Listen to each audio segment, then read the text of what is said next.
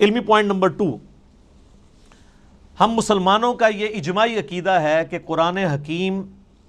اللہ تعالیٰ نے اپنے آخری پیغمبر سیدنا و مولانا امام اعظم محمد رسول اللہ صلی اللہ علیہ وآلہ وسلم پر نازل فرمایا ہے۔ یعنی یہ قرآن حکیم سلیبس کی فارم میں نبی علیہ السلام کے ہینڈ اوور نہیں کیا گیا، بلکہ آپ پر یہ نازل ہوا ہے، آپ کے سینہ مبارک کے اوپر۔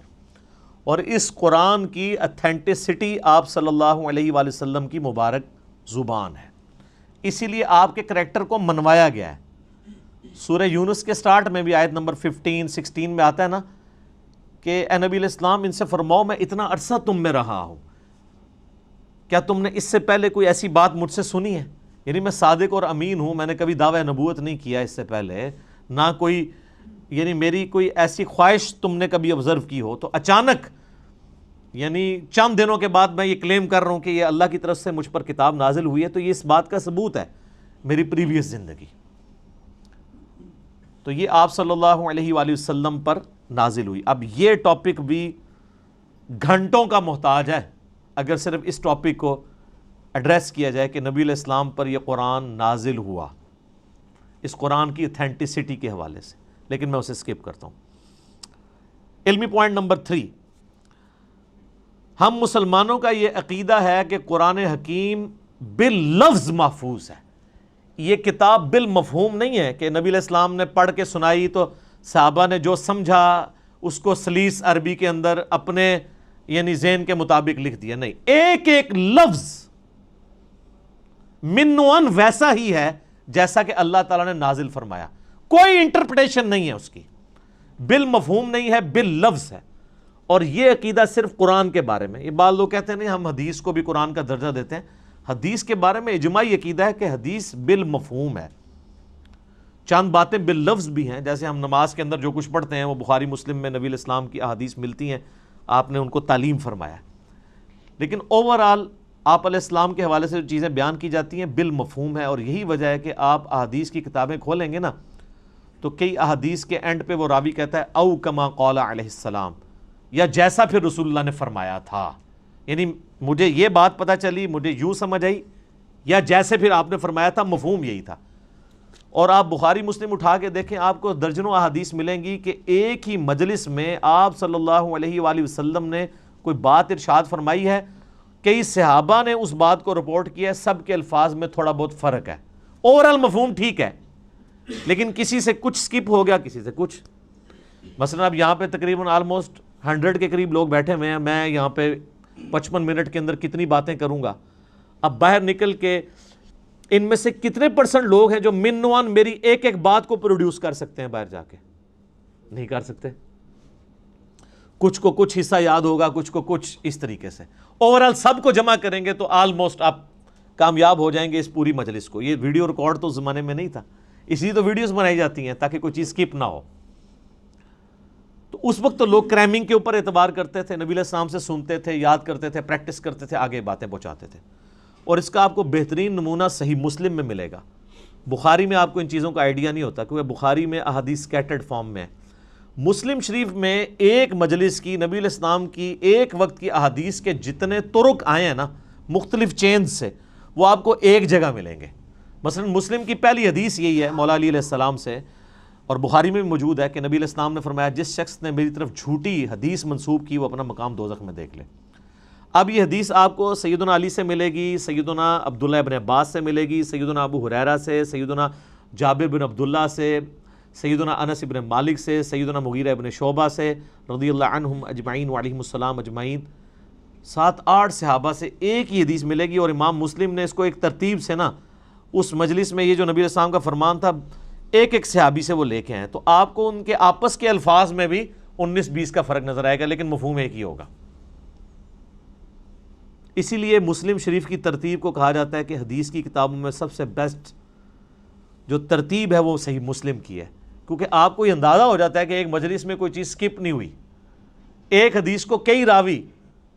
اور کئی صحابہ کے شاگرد آگے تابعین بیان کر رہے ہوتے ہیں، سارے الفاظ آپ کو ایک جگہ مل جاتے ہیں۔ لیکن اللہ کا شکر ہے کہ یہ جو پرابلم ہے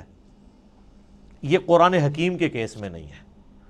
قرآن یہ دو گتوں کے درمیان پوری دنیا کے اندر ایک ہی قرآن ہے، اللہ کے فضل سے، سنی ہو، شیعہ ہو، ان کے آف شوٹس ہوں، حنفی، شافعی، مالکی، حنبلی، بریلوی، دیوبندی، اہل حدیث، اثنا عشری میں شیعہ کے اندر اثنا عشری ہوں، زیدیہ ہوں، سب کے سب، ایون آغا خانی ہوں، ان کے پاس بھی یہی قرآن ہے۔ تو اس حوالے سے قرآن حکیم کو یہ یعنی اعزاز حاصل ہے، بلکہ اس امت کا اعزاز ہے کہ ان کے پاس وہ کتاب ہے جو بالکل اسی طریقے سے محفوظ ہے۔ اور آج تو بڑا آسان طریقہ ہے، ہمارے پاس وہ نسخے موجود ہیں جو سیدنا عثمان نے لکھوائے تھے اس زمانے میں، من و عن وہ نسخے موجود ہیں، اور آج بڑا آسان طریقہ ہے، کاربن ڈیٹنگ اسے کہتے ہیں، جس سے آپ کسی بھی چیز کی لائف فائنڈ کر سکتے ہیں یہ کتنی پرانی ہے۔ آپ کو پتہ ہے پچھلے دنوں برمنگھم کے میوزیم کے اندر ایک قرآن کا نسخہ ملا تھا، اس میں سورہ طٰہٰ کی اور بعض اور آیات یعنی کچھ ان کو صفحات ملے تھے، بھیڑ کی اس کے اوپر کھال کے اوپر لکھے ہوئے، کچھ ہڈیوں کے شانے پہ جس طرح اس زمانے میں لکھے تھے، تو اس کی کاربن ڈیٹنگ انہوں نے کروائی ہے، اور وہ بی بی سی کی رپورٹ ہے، کسی مسلمان نے نہیں بنائی ہے، غیر مسلم ہے، اس میوزیم کا انچارج جو ہے وہ غیر مسلم ہے، اور ان کی ویڈیو چڑھی، آپ یوٹیوب پہ جا کے لکھیں اولڈسٹ ورژن آف قرآن، وہ تو ورژن کہتے ہیں، ورژن تو ہے ہی نہیں، قرآن تو ایک ہی ہے، تو وہ آپ کو مل جائے گا، اس کی کاربن ڈیٹنگ کرائی ہے، وہ سیدنا عثمان کے زمانے کا قرآن ہے، اور کوئی فرق نہیں ہے الحمدللہ۔ اور اللہ نے ایسی حفاظت لی ہے، قرآن حکیم کا ایک نسخہ جو حضرت عثمان تلاوت کر رہے تھے، اور اس نسخے کے اوپر ان کے خون کے قطرے گرے تھے جب ان کو شہید کیا گیا، اور وہ بھی کمال آیات ہیں سورہ البقرہ کی، فَسَيَكْفِيكَهُمُ اللَّهُ، ان کے مقابلے پر اللہ تجھے کافی ہے۔ ان آیات کے اوپر سیدنا عثمان کا خون گرا تھا، وہ آج بھی خون کا دھبا اور وہ نسخہ محفوظ ہے توپ کاپی میوزیم ٹرکی کے اندر۔ ایک اسی طرح کا نسخہ جو حضرت عثمان نے لکھوایا تھا وہ رشیا کے میوزیم میں ہے، تو سیم وہی قرآن ہے جو ہمارے پاس ہے، جو تاج کمپنی چھاپ رہی ہے یا ضیاء القرآن پبلیکیشن والے چھاپ رہے ہیں، یا انٹرنیشنل لیول کے اوپر وہ جو کاتب ہے عثمان طٰہٰ دمشق کا، بلکہ علماء سے معذرت کے ساتھ یہ لفظ دمشق ہے، یہ یعنی بلو بائنڈنگ میں چھپتا ہے سعودیہ سے، اور یہی ریڈ بائنڈنگ میں ایران سے چھپتا ہے، بالکل اندر ایک طرح کا قرآن ہے، اور ہر صفحے پہ آیت ختم ہو رہی ہے، کاتب نے اتنے مہارت سے اس کو لکھا ہے کہ ہر صفحے کے اینڈ آیت کے اوپر ہوتا ہے، یہ وہی قرآن ہے۔ کاربن ڈیٹنگ سے بھی آپ چیک کر سکتے ہیں کہ باللفظ قرآن حکیم محفوظ ہے، اور پھر اللہ نے اس کو ذریعہ محفوظ کا ہونے کا جو ہے وہ حفاظ کو بنایا ہے۔ آپ نے کبھی قرآن حکیم کے اینڈ پہ دیکھا ہے اس کی تصدیق کون کرتا ہے؟ 3-4 حفاظ کا لکھا ہوتا ہے ہم نے اس قرآن کو لفظ بہ لفظ پڑھا ہے، اس میں کوئی غلطی نہیں ہے۔ تو حافظ کہاں سے پڑھ رہے ہوتے ہیں؟ اپنی یادداشت سے۔ قرآن اللہ تعالیٰ نے عملی تواتر سے حفاظ کے ذریعے محفوظ کیا ہے۔ اس وقت دنیا میں لاکھوں میں نہیں ملینز میں لوگ موجود ہیں جن کو یہ کتاب ازبر ہے۔ کتنا بڑا معجزہ ہے۔ آپ انڈونیشیا کا مسلمان اٹھائیں، افریقہ کا مسلمان اٹھائیں، رشیا کا مسلمان اٹھائیں، سب کانٹیننٹ کا مسلمان اٹھائیں، کہیں سے شروع کریں، آدھی آیت پڑھیں، اس سے اگلی وہ دوسرا پڑھے گا، ہو ہی نہیں سکتا کوئی اختلاف آ جائے، اور اتنا یہ محکم سسٹم ہے کہ غلطی کر ہی نہیں سکتا۔ امام کعبہ بھی اگر اپنی تلاوت میں بھولتا ہے نا تو پیچھے سینکڑوں لوگ لقمہ دے دیتے ہیں۔ اور سر یہ بھی دیکھیں قرآن کا، اس وقت کسی کا احترام نہیں ہوتا کہ آگے کون کھڑا ہوا ہے۔ قرآن میں اگر کوئی ذرا سی بھی ڈنڈی بات نماز کے اندر لقمہ مل جاتا ہے۔ یہ قرآن کتنی بڑی حفاظت ہے۔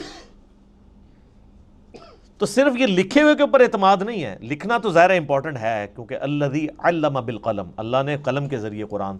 سکھایا ہے، علم سکھایا ہے، اور وہ قرآن بھی نبی الاسلام نے اس طریقے سے ٹرانسفر، لیکن یہ زبانی بھی مسلمانوں نے اسے یاد کیا ہے،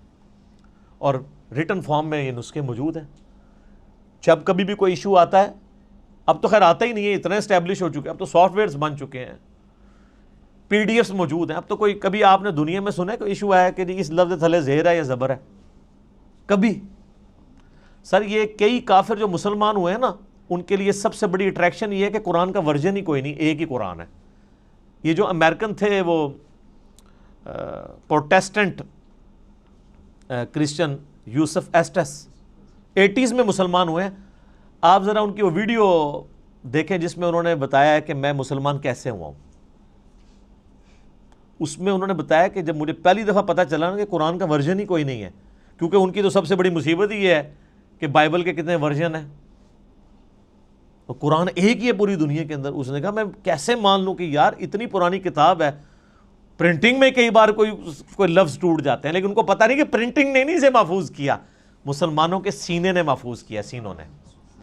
اور نبی علیہ السلام کی حدیث ہے المستدرک للحاکم میں صحیح سند کے ساتھ، انٹرنیشنل نمبر کے مطابق 399،